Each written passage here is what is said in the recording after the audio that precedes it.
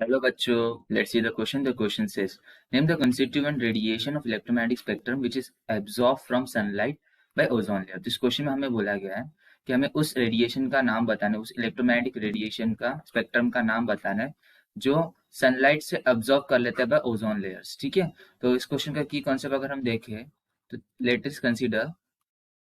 हम जैसे जानते हैं कि हमारा सन क्या है, एक बहुत बड़ा स्टार है। ठीक है, हमारे सोलर सिस्टम का।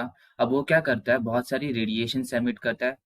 ठीक है, और उसमें से क्या होता है कि हमारा अर्थ है ना, उसके रेडिएशंस इस अर्थ तक आते हैं। ठीक है, और अर्थ के अंदर क्या क्या लेयर्स है। अर्थ के अंदर एक लेयर है जिसको हम लोग बोलते हैं ओजोन लेयर। ओजोन लेयर क्या करता है, इस रेडिएशंस को आने से यानी फिल्टर करता है एक टाइप का।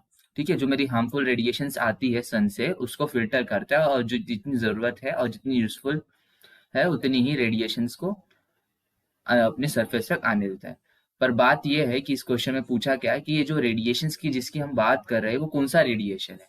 तो बेसिकली ये जो सन से रेडिएशंस आती है वो कौन सी रेडिएशंस होती है, सॉरी कौन सा वेव रहता है इलेक्ट्रोमैग्नेटिक स्पेक्ट्रम में रहता है, वो रहता है यूवी रेस।